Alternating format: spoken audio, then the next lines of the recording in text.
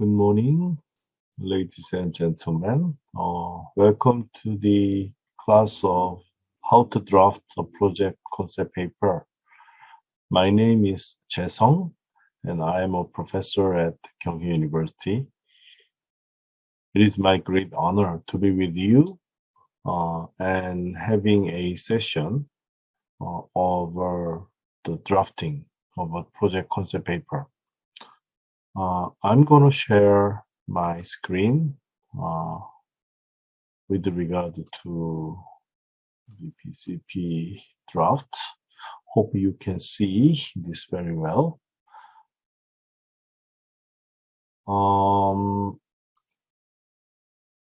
My lecture is divided into two parts. First part is about introduction to the project management and understanding the development project. The second part is actually about drafting project concept paper. So I'm going to give you a brief guideline on the PCP, and later we show you some samples, and then finally I'll be touching on the project design matrix, which is a table or snapshot to show the whole big picture of the project, whole project. However, I can say that you can include most of the contents of the PCP that you are learning in your assignment, in your group work. However, in this group work, you don't have to do the project design matrix because it's really tricky to do it within a given amount of time. So what I can do is I will just give you a whole lecture, but in the end, I'm going to give you another instruction over your assignment or group work. Okay, let's begin the part one of this important lecture. Okay. Let me begin by giving you an example of the definition of a project. What is the project? Project is a complex, non-routine, and one-time effort limited by time, budget, resources, and performance specifications designed to meet the customer need. Well, the very important keyword here is limited, right? Limited by time, budget, and resources. So, a project is not a routine. So, your time and resources are fairly limited to achieve the given target or objective. So, based on this definition, we can draw out the major characteristics of a project. Project has an established objective. A project has a defined lifespan with a beginning and an end. A project typically requires across the organizational participation. The project has specific time, cost, and performance requirements. So these are the basic characteristics of a project. But project is usually based on many different kinds of components, which we call this as a project cycle. So there is a new concept it's called as project cycle management. Project cycle management, PCM, is a process that project is planned, executed, and evaluated. As you see here in the diagram, project is given a verse with a project concept paper, and we call this the identification phase, and followed by the feasibility studies, which is a preparation phase, and then the next appraisal phase, which is consists of many important documents to get approval. And then we move to the implementation and monitoring phase, and also implementation and completion phase. Finally, we enter into the evaluation phase. So once the evaluation is completed, then we can draw a lesson, some lessons or some learnings, and that will be giving a firm ground or base for the new project development. So we have a constant loop of those processes. So project can start and project can end, but end is a new beginning on the next chapter of the project. So let me briefly giving you again, our concern here is a project concept paper, which is the very first birth certificate of a project. With a project concept paper, the project can be given. In other words, this is the first official document ever drafted for the project. So with the project concept paper, project can start. Followed by many important steps like the feasibility studies, request for proposals, actual project implementation documents like inception, interim, and completion report, and above all, the evaluation report. So to be able to proceed, you first need a basic concept of the project. So we are interested in learning on how to make a draft on the project concept paper. On your left, I have given some definitions of policies, programs, and projects. Here we are interested in the project, but there are bigger and more higher level of concepts in the development cooperation, which are program or policy. I think you can take a look at and you can understand easily. If you don't get, just feel free to ask me the question later. Here in this slide, the most important concept is a project cycle management. So to locate the project concept paper at the beginning of the project. This is another diagram on the project cycle, but this is described as rather linear to facilitate your understanding. And also this is more about like a KOICA friendly or KOICA specific project procedure. So how the project is born to get the support from KOICA, and then what are the detailed processes of the KOICA and Korean government to get the project ready to be implemented. Let me give you a more detailed explanation about that. First of all, the Korean government has a N-2 years rule in the project identification. In other words, you need the good 2 years to prepare for the project. So if the project concept paper is submitted in this year 2022, then project will start no earlier than 2024. So the earliest year that we can start the project will be minimum 2 years of preparation. So if the project concept paper is drafted on the in year 2024, it will begin on 2026. So now we are in the 2022. So the project that you are preparing will begin mostly to 2024 or later. So this is N-2. The main reason we have such a big cushion here is to make good feasibility studies with communication and interaction with necessary stakeholders, and also we double check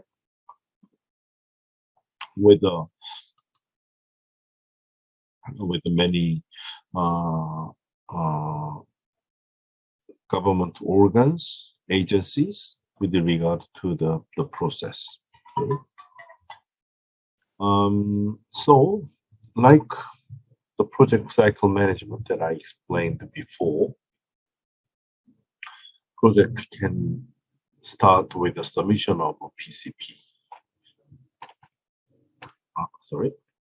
So the submission of a PCP in -2 years, September. This can be submitted to Korean embassy nearby or KOICA office. Then the submitted PCP will be aggregated and then reviewed from KOICA. Here, only the good PCP will be survived. And then moving to the feasibility studies. If your PCP is not selected, well, you can submit it next year or with the necessary modifications.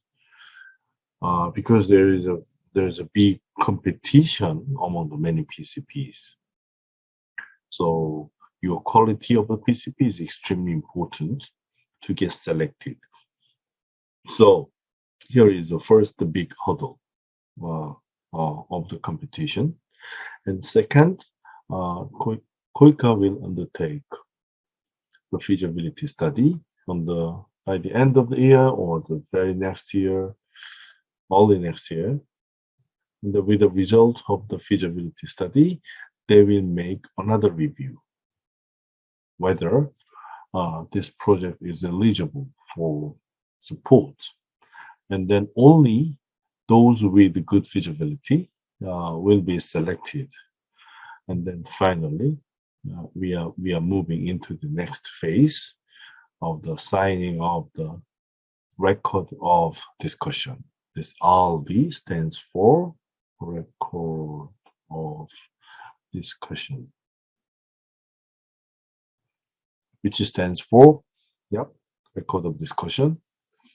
The meaning of record of discussion is contract among the stakeholders, especially between KOICA and the recipient partner government agencies. Well, then your project can start formally.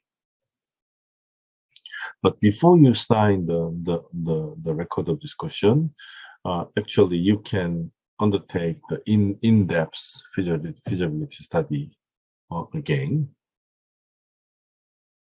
But based on the in-depth feasibility study, you can establish a project execution plan. Then later you can finalize the project execution plan. Then you move into the budget approval phase, or several different kinds of the committees will review the project feasibility, especially Ministry of Foreign Affairs, Ministry of Economy and Finance, and Prime Minister's Office. So you spend nearly the whole year in feasibility study, record of discussions, establishing a project execution plan, and etc. And then the very next day, when the end year starts, your project is now ready to go. So before your project is ready to get supported, in other words, your project will be confirmed with the budget approval. Once this is done, then your project is finally on board. So before you go to that stage, actually, you have to go through the two big hurdles here, number one and number two. In other words, number one is a good project concept paper. Even if it's a concept or phase or conceptualizing phase of the project, it should be extensive and comprehensive. So you need a good project concept paper. And then secondly, you need a good feasibility study, because feasibility studies will compete each other in this phase. So number one and number two, your project concept should be survived, with a very, very high and tough competition among many different projects. Okay, that once your project is ready to go, maybe there are several documentation process inside the KOICA, like drafting of the RFP, request for proposal, request for proposal. This is a bidding document actually,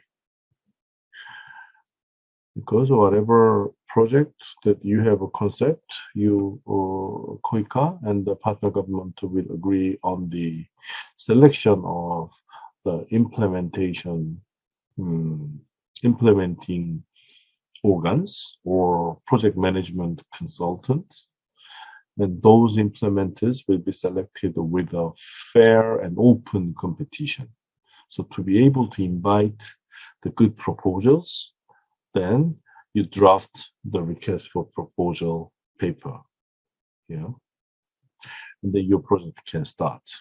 Then once your project is start, you are in the implementation phase, and then once your project is completed, then you are entering into the evaluation phase. And then aftercare services or ex post evaluation will be undertaken. So this is the implementation. But before you enter the implementation phase, actually, it is very important that your project concept paper is good enough to get survived.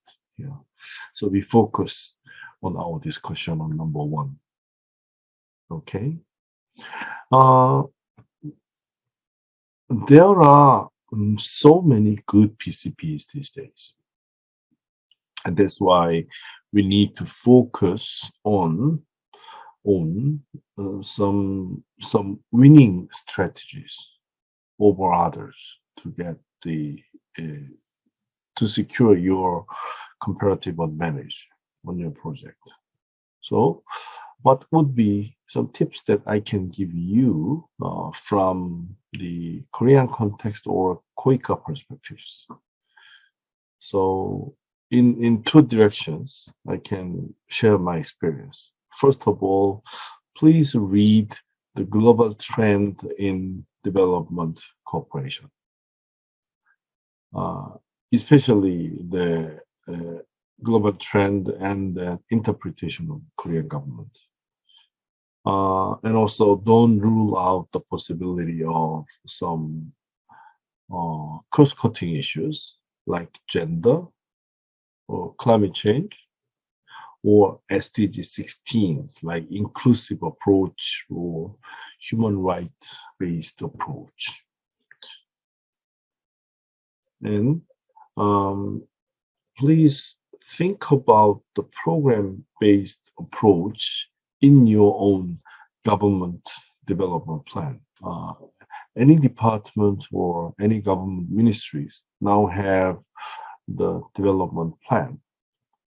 Your development plan is very important base for the ODA or international development project. So we'd like to align our project with your own program.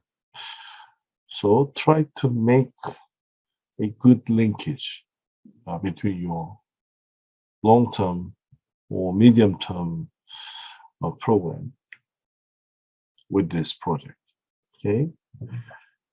And also, if there's any possibility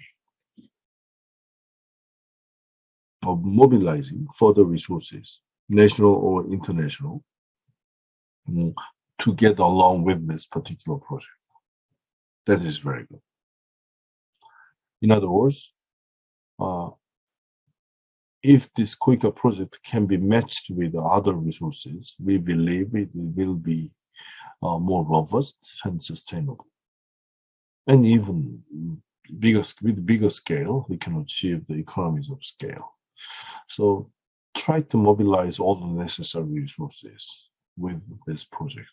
Or if you have already ongoing project or resources, then try to match or make a link with a quicker project.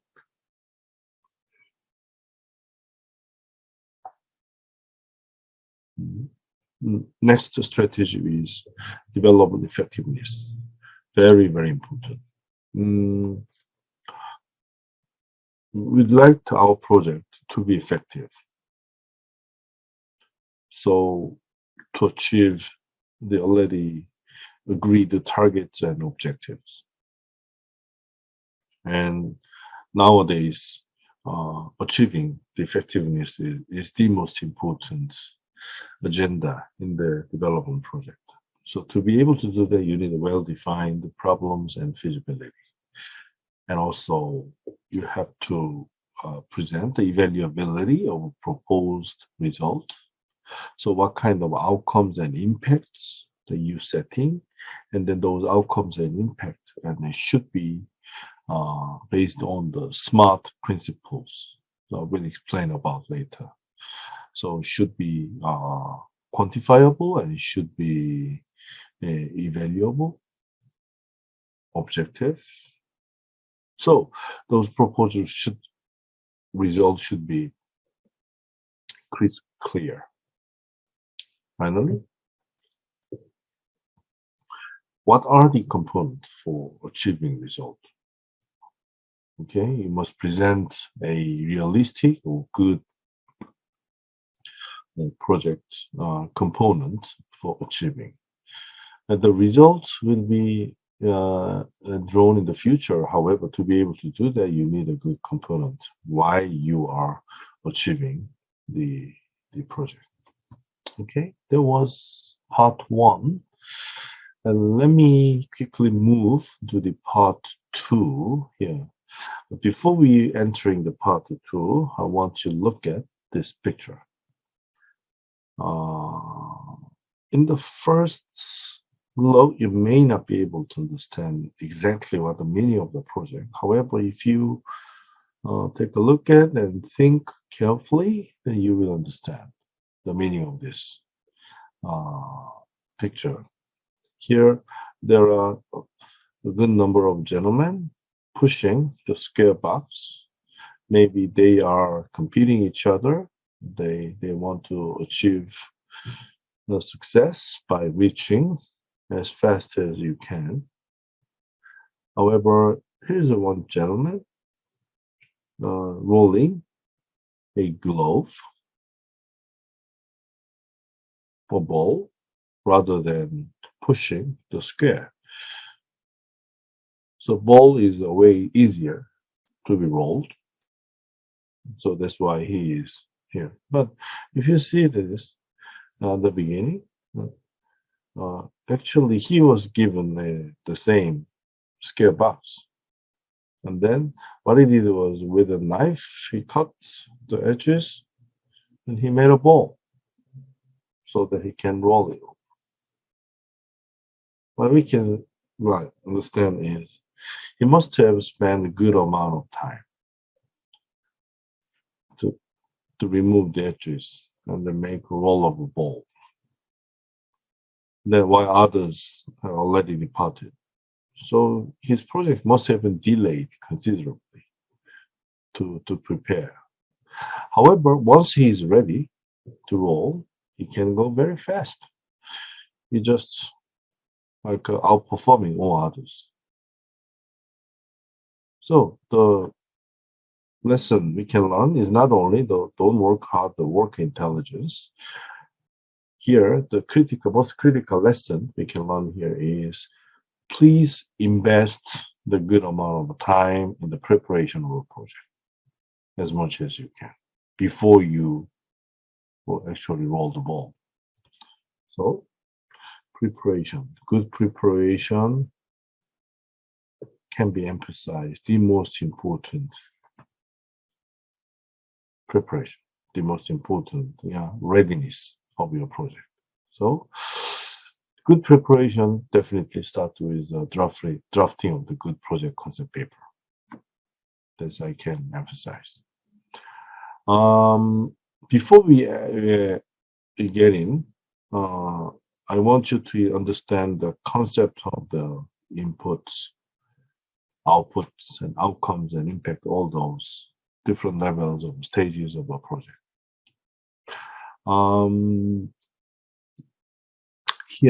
Here samples are given like from the healthcare sector, but don't worry too much. And here, these are the different levels. Often you are confused with those. So before we actually entering into the PCP, I want to emphasize that you have to perfectly understand those concepts. Input is number. So resources, financial and physical resources, which will be indicated with usually dollar values. So how much money is given for the implementation of this project. So inputs are resources. Project is converting the inputs into outputs. So output is a goods and services generated. In other words, we call this deliverables, which can be goods and services delivered by the end of a project, like a number of nurses, availability of medicine. So these are the outputs. With the generations of output, your project actually ends, finishes. So here is a end line. So this red box is actually the project lifespan.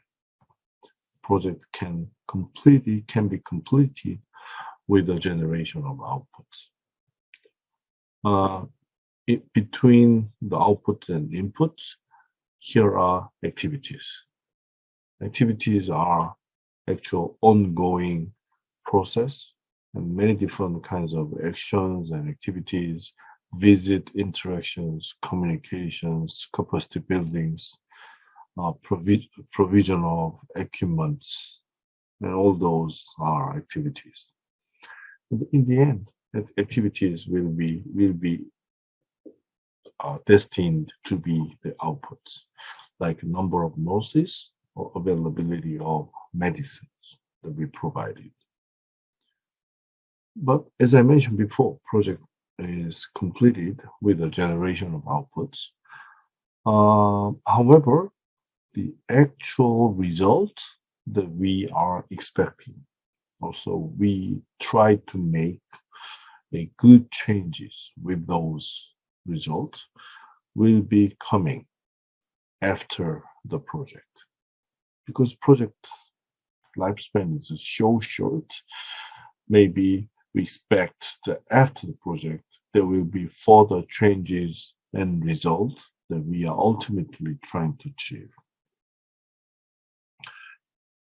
So outputs here, outputs are deliverables. With the deliverables, we expect there are outcomes to be generated: access, usage, and satisfaction of users, such as and number of children vaccinated, for instance, a percentage within 5 kilometers of health center, something like that.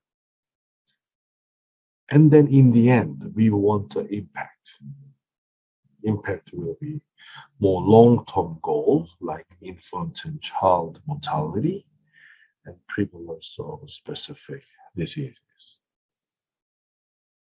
So we assume after the completion of the project, we expect usually the outcome to be generated in 2 to 3 years, impact to generate to 5 years. Okay, so this is a step. We start with the resources, which are called as input. We convert those inputs into outputs, and with the output, the project is concluded. But to be able to generate the output, there are a series of actions and activities throughout the project lifespan. However, the genuine result will be generated after the completion of a project with minimum 2 to 3 years or even 5 years. We call them outputs, outcomes, and impacts respectively. Okay, hope you understand the conceptualization of those. And then another conceptualization, that concept that you want to learn is the result management, concept of result management. And as I mentioned before, your project will be targeted to achieve the results, actual objective or outcome that we set. And also your project will be evaluated in the end. So as a project designer or implementer, that you should always think about, in the end, someone else will come and see what we have done in the past. And then your design, you should focus on how your project can achieve the result, how your project can be evaluated positively. That's the very, very important criteria. Let me briefly introduce the 6 criteria that OECD DOC recommends to us. We call the 6 evaluation criteria. So we begin with efficiency. This is the first one. So a measure of how economically resources and inputs are converted to outputs. So number 2 is effectiveness, the extent to which the program's purpose was achieved or is expected to be achieved. Number 3 is impact and influence, positive or negative, primary and secondary, long-term effects produced directly or indirectly, intended or unintended. Number 4 is relevance. This is the extent to which the objectives are consistent with the beneficiaries' requirements, country needs, global priorities, partners and donors' priorities. Number 5 is sustainability, which is a very, very difficult thing to achieve. The continuation of benefits from a program after major development assistance has been completed, the probability of continued long-term benefits. And number 6 is coherence, which is internal and external coherence. So whether this particular project is in line with the recipient countries or donor countries' policies and programs, how they can be harmonized with other donors' support, and etc. So with this 6 criteria, your project will be judged and evaluated in the end. So please always think about those 6 things. Yeah, whether it's relevant, whether it's sustainable, whether it's effective or efficient, and all those criteria should be well considered when you design your own project. Okay, let's actually get into the project concept paper. PCP is a first document to be developed into a project. PCP is a proposal containing a brief description of the idea of the project and the objectives to be pursued. PCP should be submitted to donors without a formal call for proposal, but needs prior arrangement. This is more like an informal action that you can take. You have a very good concept. Do not please start to write immediately. Make a call, arrange a meeting with the donor agencies, and whether this concept can be developed. Is there any possibility that this concept can attract the funding or support? So you need a good tapping. Once this is ready, then you can do it. Only the positive feedback then can make a good like a PCP. And finally, increasingly, PCP requiring professional involvement or accompanied by pre-feasibility studies as well. A lot of like investigations, studies, reviews are being undertaken when you draft a PCP. In the past, the PCP was a very simple 2 or 3 pages of just a concept, as the title says. However, nowadays, a good project concept paper is easily like 20 to 30 pages long, and with extremely professional touch based on the research and the field development, field information gathering.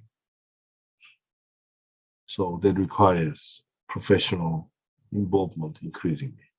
That is entirely because of the increased and enhanced competition. Competition. Sorry. Okay. So here are 3 principles. Simple and straightforward, 3 I's when you draft the PCP. First, it should be interesting. Make the readers interested in your project. Second, it should be informative. Give them information enough to decide the systems. And thirdly, give them integrative. Keep them understand the document by itself. So these are the principles. And next, this is a actual PCP format. And with the examples, I'm going to give you a precise guidance.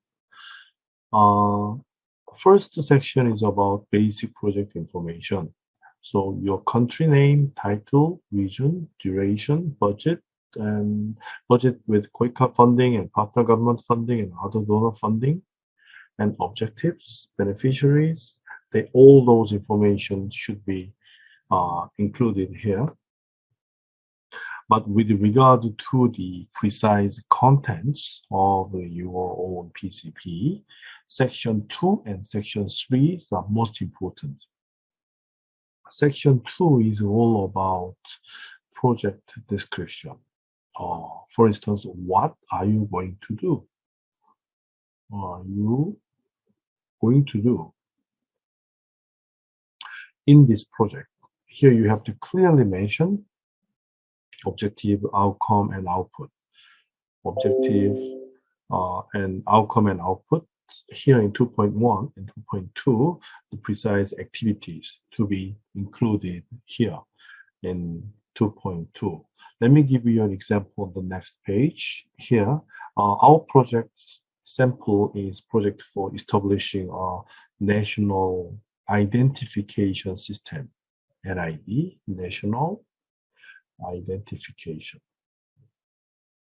So citizens can register, and then registered citizen database can be used for many purposes for the government.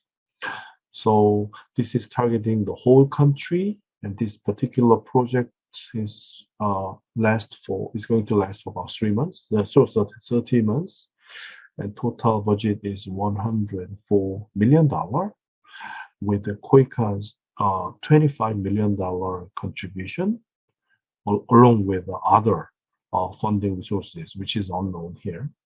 Objective is to support the implementation of e-government system to enhance government responsibilities and accountabilities, to assist national security, to change paper-based identity to digitized identity, to facilitate civil service reform, to integrate the unique number with the civil registration system. So beneficiaries should be all residents who reside in Myanmar. So this is a basic information of the project. And now our interest focused more on the section 2 that I just mentioned, is about what are you going to do? Here, the objective we set is the facilitation of socioeconomic development through the provision of a platform of greater security and integrity for the citizens. And Outcome will be enhanced efficiency and effectiveness of government entities, management and delivery of public services, such as national insurance scheme and the national health system and immigration and border control. So any government services can be connected, can be linked with the identification system. Second outcome is enhanced government ability to secure compliance with critical obligations to the state to include tax collection and among others. So NID system can be used for that. And to be able to achieve those outcome and objective, we have outcome, output. Outputs are, as you have learned, immediate deliverables. So first output is prepared legal and regulatory frameworks for the introduction of NID. And you need the enabling environment, which is the legal and regulatory frameworks. To introduce the e-NID system, you need the law. Second, you need the ICT platform for NID system, so both hardware and software. You need a big server, big database system to be able to register every member of the citizen here. Number three is established reliable database of citizens and other individuals with a unique national identification number. So with the IT, then you are ready to establish your own database. Number four is strengthened capacities for managing NID systems. Some trainings for managers, governments, decision makers are needed for that. So these are the four outputs in this particular project. Okay, and that is the section 2. In section 3, section 2.1, this was 2.1. In section 2.2, you need to provide the precise activities in detailed manner, but activities directly correspond to the output. So we have set already 4 outputs here I have presented, and accordingly, there are detailed activities. It could be 2, 3, 4, and many more, but as a sample, I allocated 2 respective activities for each outputs. First is a consulting and advisory service for administrative reform. And second is a drafting of legal and regulatory reforms. They are the all activities. And for the ICT platform, you need a server and data center hardware, and also you need to develop and install the database software. Third, and then actual database building process is presented in 3.1, building database with information of citizens and individuals, and pilot synchronizing NID database with existing national health systems. Number 4 is designing, and as far as the capacity building is concerned, you have to design the program first. For more customized program for decision makers, data managers, and technicians. So because they have all different functions, you have to customize the invitation training or capacity building program. And 4.2 is about running the actual capacity building programs for each stakeholders, policymakers, data managers, and technicians. So these are more detailed activities that correspond to outputs. So far, this was the samples of section 2, which is all about the components of your own project. Now, let's move to the section 3, which is a project rationale. If section 2 is about what, section 3 is about why you need this project. So here we have 5 sections: situation analysis, problems to be solved, and country development strategies and policies, justification for intervention, and lessons learned. So all those 5 cases, we have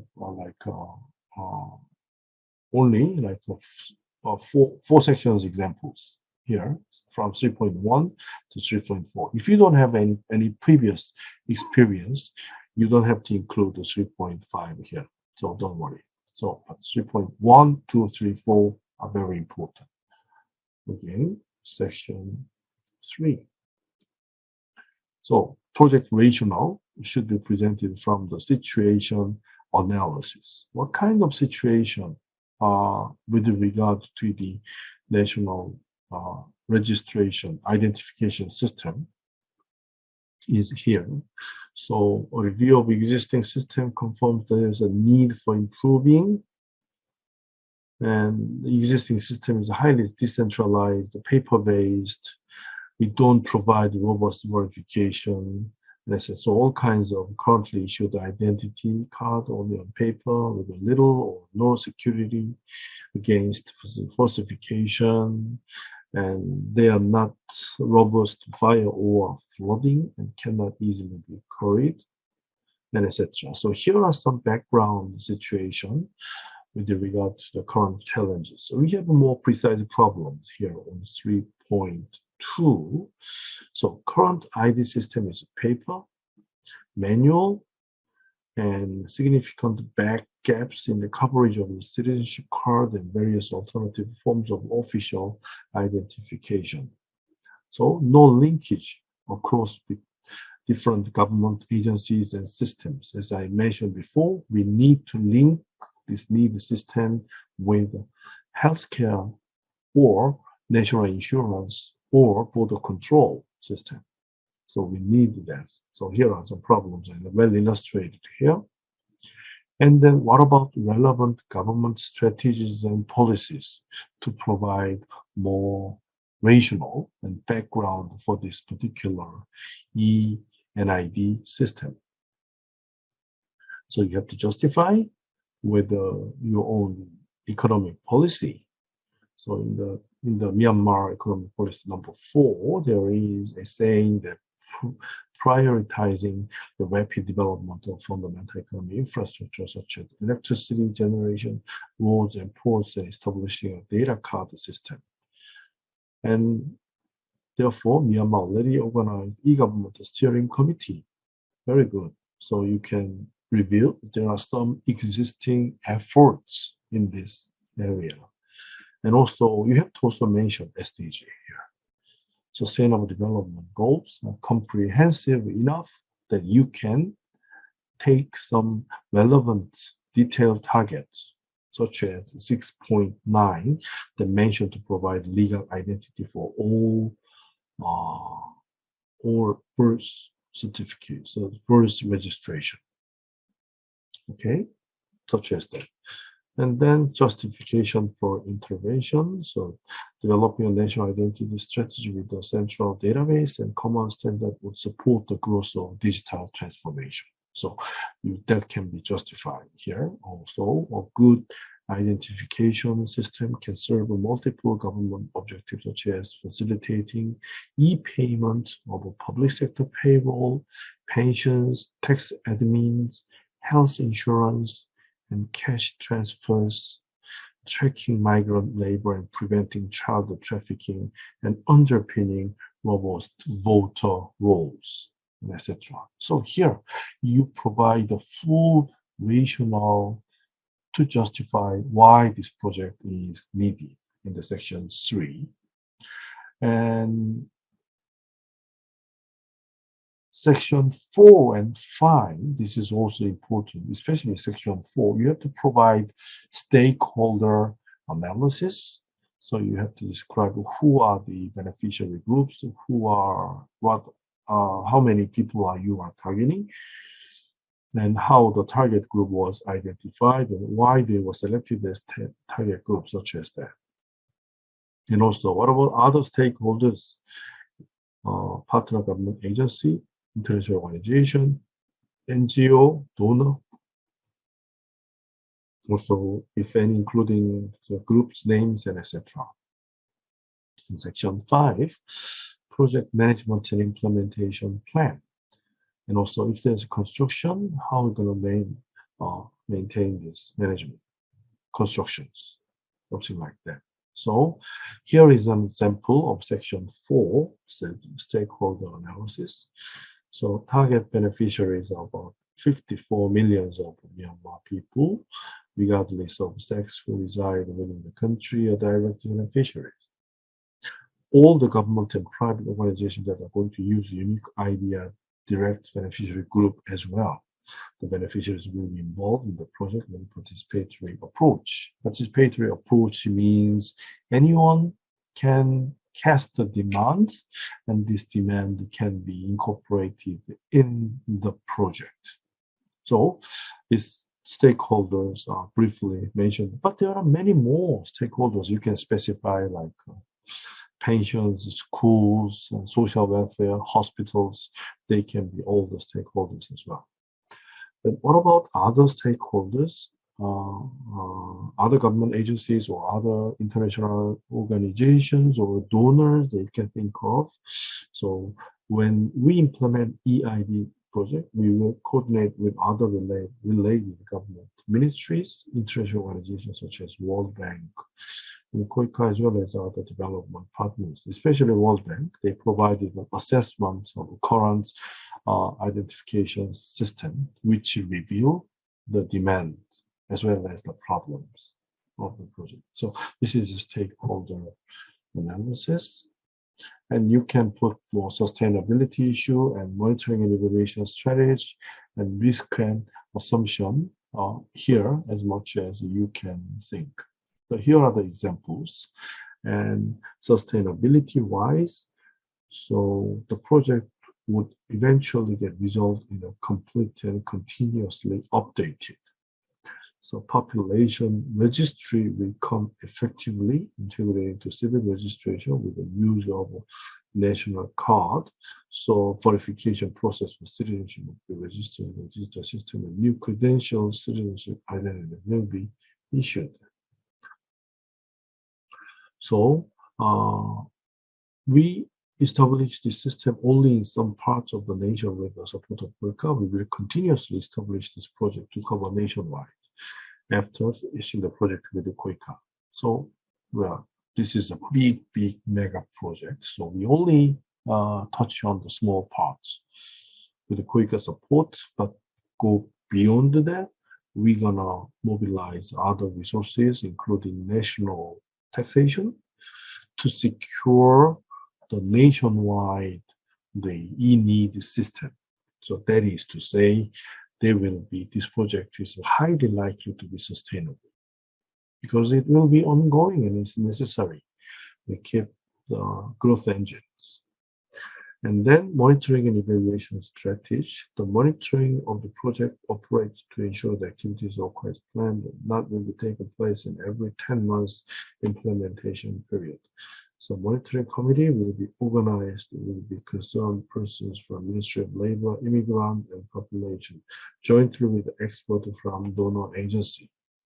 The consultant organization or project manager will be responsible for preparing periodic project progress and final technical reports and accounting of expenditures.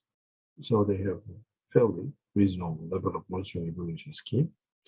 And risk and assumption. So what kind of risk factors will be here? So firstly, we would need to try to get the public trust because this project is the first big step of e-government process of Myanmar.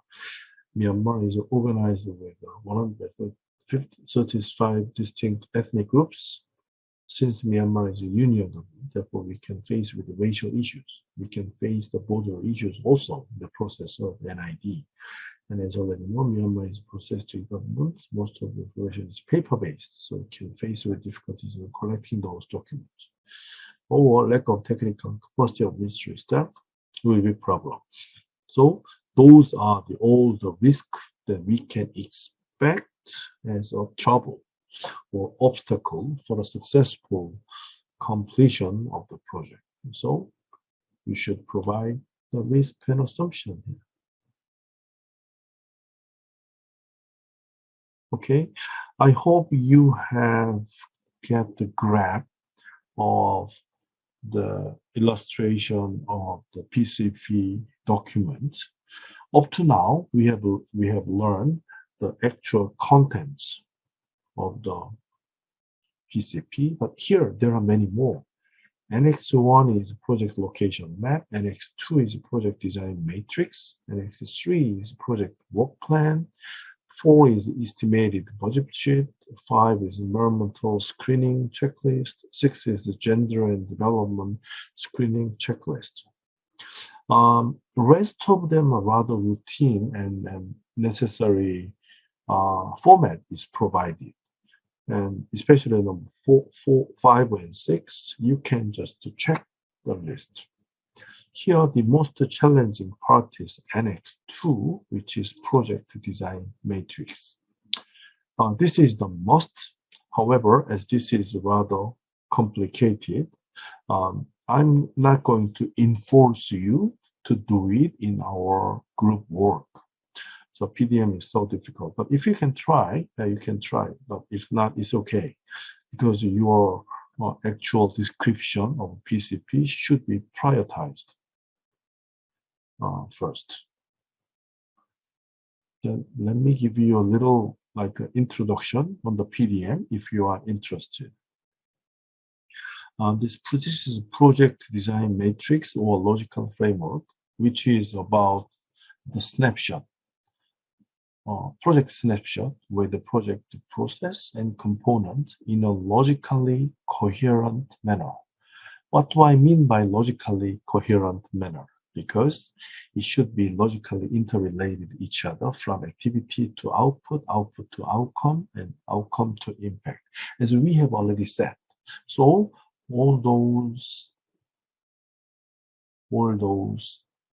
details of objective output and outcome and activities can be duplicated here, can be inserted here in the narrative summary column. But second column is rather different. Second column is about indicators. So you should provide a number in an objective manner, objectively verifiable manner. So OVI, objectively verifiable indicators, means how much progress do you want to provide. If you want to establish e-need system, then how many people are reachable or beneficiaries, and etc. And if you want a computer system, here in the output, you have to provide the specifications as well. What about means of verification? It's called MOV. And impact, we usually use national data. Because your level of development, GDP growth, government efficiency can be already existing here. So you can just take it from that. But with regard to the output and outcome data, maybe you will have to generate with your own survey or your own completion report, etc. In the final column, you put risk or assumptions in each step, as you have seen in the previous. So here are the risks that we have identified. Well, that can be also duplicated here in the important assumption here. Finally, here are input. Here you put on some numbers. How big is a project, whole project? And here out of the whole project, KOICA, some portion, and what about your country, partner, some portion. So you have to specify the exact numbers of the budget that you are trying to mobilize here. So if you can read it, you can understand the function of each cell of the PDM here.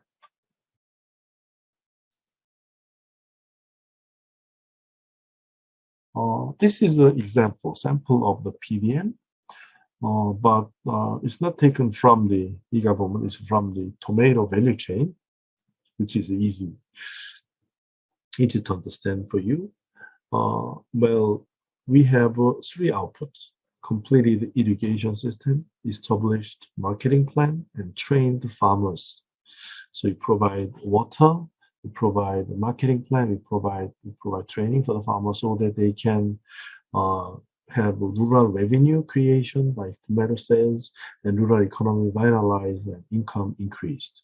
To be able to reach that output, you have detailed activities like irrigation system building, marketing planning, and farmer training.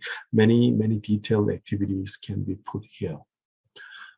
With regard to the OVI, uh, with regard to the impact, by 5 years, household income increased by 10%. By 2 more years, tomato sales volume increased by 20% and revenue increased by 30%. So here are some indicators that we can see. And also output-wise, so what kind of, how big the capacity of the water supply here. And you need the marketing plan report and train the farmers here. So remember, OVI is a number. Now, what about means of verification? In MOV section, we provide the local socioeconomic data, and also outcome-wise, you may have to generate your own data with a survey, and with regard to the output, your project completion report will do it here. And with regard to the risk, maybe in the outputs, delay is the biggest risk. Delays in construction of the irrigation system and etc. And also another challenge with regard to the outcome is a market domination by existing market kings, and they don't want to pay more to the farmers. They just want to pay little, even if we have increased quality of the tomato. That's the big problem. Finally, to reach the final goal of rural economy vitalized and income increased, there should not be any externalities like election or climate change, which will be a big obstacle for reaching our goal. So here the risk factors are also illustrated. When you design or PDM or your own project concept paper, so I want you to always remember those 5 principles, which is SMART. S stands for specific. You have to specify whenever you describe something in your PDM or PCP. So income from rice selling in one crop cycle by using new breed of rice, blah, blah, blah. And it should be measurable. So how much increase of the income you are targeting? 10% increase, something like that. If it's the e-mid system, you may have to decrease the time of the service. So you can measure it depending on the characteristics of the public administration service. And then A stands for achievable and agreeable. Is it feasible? Is it agreed by stakeholders? Well, you have to check with the experts and you have to check with the stakeholders. And also it should be relevant to each other. Output should be relevant to outcome should be relevant to impact, as a direct logical flow is needed. What about time specific?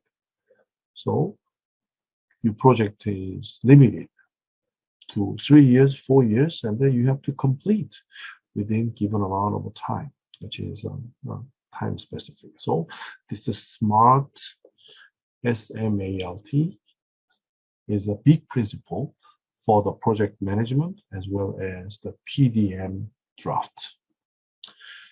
Here are some tips on the drafting of a PDM, which was suggested by Asian Development Bank, ADB. And this may not be like universally applicable. However, it has a very interesting, good implications. Let me just take out just one from here, one tip from here so that you can remember very well. I'm going to skip input and activities here. Output and outcomes are easily confusing.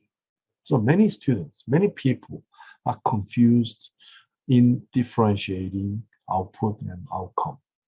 Here is a decisive difference in the description. When you phrase output, you use in the past tense always, same as outcome, you use in the past sense.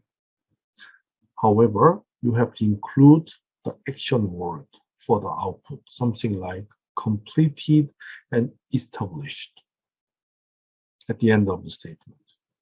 With regard to the outcome, you have to include the change word. Change word, something like increased, improved, enhanced, strengthened. So these are the change words.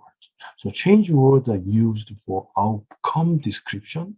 Meanwhile, action words are used for output description. So, such as completed and established. So these are the decisive difference between output and outcome. Please remember those expressions when you draft the PDM or your PCP, especially in differentiating output and outcome. This is very, very important. Okay. And let me just skip here. This is a final slide. Usually, when you design the PCP or PDM, you set the goal first, and then set the indicators, decide the target level, and prepare action plan. And finally, you process the budget. So we are going to do that. We want that. This is indicator. This is action plan. So that to be able to do that, we need a budget. This is the most ideal and theory-based execution plan. However, in practice, real world is different because you tap the number first. You open a discussion with a donor agency and figure out how much money, how much budget will be allowed for this particular project. You have a scale first. So set the total budget first, and you decide output and organize activities and group components, and set outcome and impact that correspond to your own sector-specific goals and objectives. And finally, you can monitor target. So theory and practice are rather different here, but you have to always remember your goal and purpose should be well set, which can be aligned with the budgets of the development corporation or the project. Okay, I hope you have enjoyed my lecture on the PCP. As I mentioned before, PCP is the very first document to enter into the project. That's why PCP should be seriously taken into consideration, and you have to provide the precise concepts and set up a good rationale to make a logical and sound PCP. So all the best in your draft, and thank you very much in listening my presentation and lecture. Thank you very much.